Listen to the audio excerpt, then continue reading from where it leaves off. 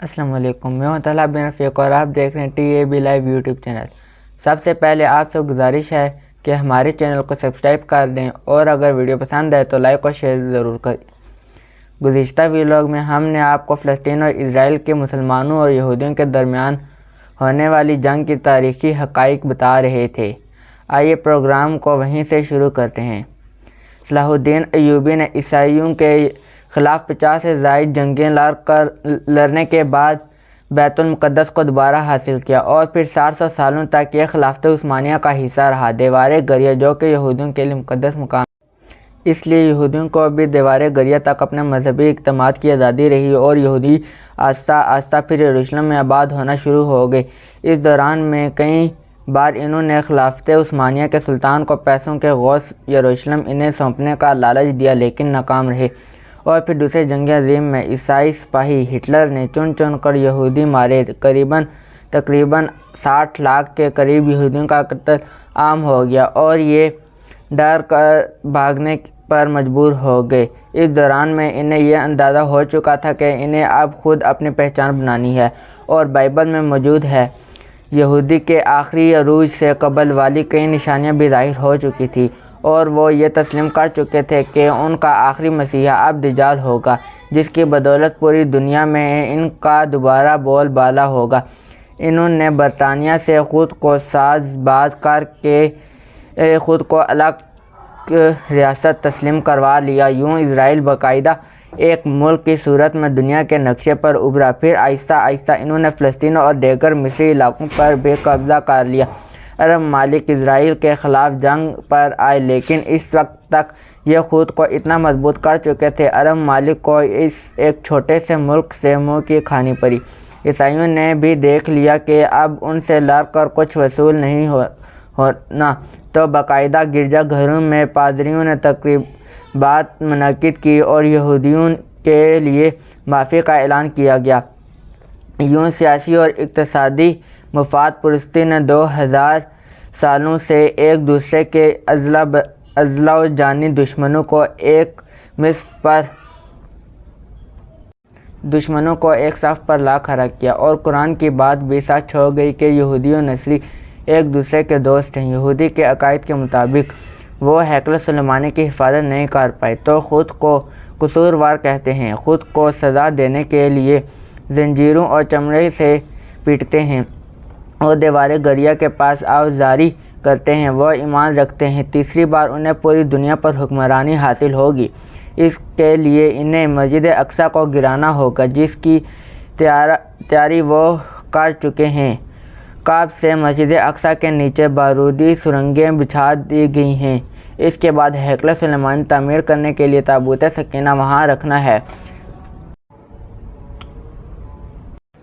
تابوت سکینہ بھی وہ دوبارہ حاصل کر چکے ہیں، لیکن مسئلہ تھا سرخ گائے، کیونکہ ان کے عقیدے کے مطابق وہ ناپاک ہیں، اور جب تک پاک نہیں ہو جاتے ہیکل سلیمانی تعمیر نہیں کر سکتے، اور پاک ہونے کے لیے سرخ گائے کی قربانی دینی ہوگی۔ وہ گائے جس کی نشانیاں قرآن پاک میں بیان کی گئی ہیں، جو اس وقت بھی انہیں ڈھونڈنے میں مشکل ہوئی تھی۔ اب بھی 100 سال تک وہ ویسی گائے کی تلاش کرتے رہے۔ ٹیکنالوجی کا استعمال کرتے ہوئے بچے پیدا کرنے کا کامیاب تجربہ کیا۔ انہوں نے پھر اس تجربے کی بدولت ویسی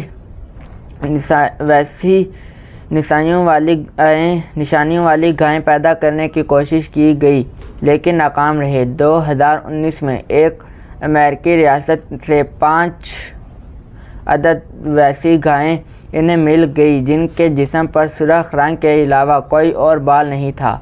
انہیں کبھی کام کے لیے استعمال نہیں کیا گیا تھا۔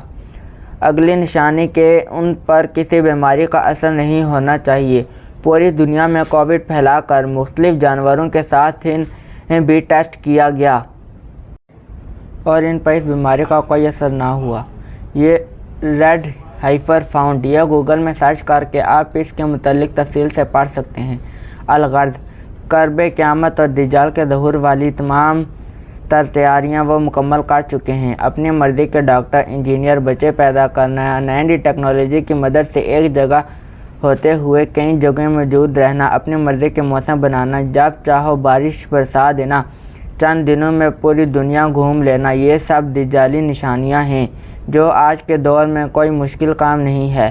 ہمارے اسلام میں بتائی گئی قیامت کی نشانیوں کی انہوں نے اتنے اچھے سے تیاری کر لی ہے کہ غرقت کے درخت لگا دیے جو انہیں پناہ دیں گے۔ باب لد، جس جگہ احادیث کے مطابق دجال کا حضرت عیسیٰ علیہ السلام کے ہاتھوں قتل ہونے کا ذکر موجود ہے، اس جگہ وہ دجال کے فرار ہونے کے لیے ایئرپورٹ بنا چکے ہیں۔ یہ سب تو قربت قیامت کی نشانیاں ہیں، اور ہیکل سلیمانی نے بھی بن کر رہنا ہے۔ پھر اصل جنگ کیا ہے؟ اصل جنگ عقائد کی ہے۔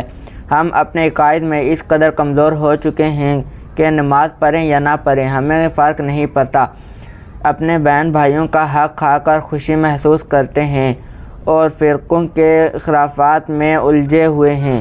فلسطین کے لیے سوائے دعا اور احتجاج کے ہم کر کیا سکتے ہیں؟ کیا ہم اپنے عقائد کے اتنے مضبوط ہیں کہ ڈالر کے بکاو میں نہ آئیں؟ کیا ہم یہودیوں کے مقابلے میں نکلنے والے خراساں مجاہدین کی لسٹ میں آتے ہیں، یا بس سوشل میڈیا کے تماشائی ہیں؟ اگر آج دجال ظاہر ہو جائے تو اور توبہ کا دروازہ بند ہو جائے تو ہماری آخرت کے لیے کیا تیاری ہے؟ سوچ کر کمنٹ باکس میں جواب ضرور دیجیے گا۔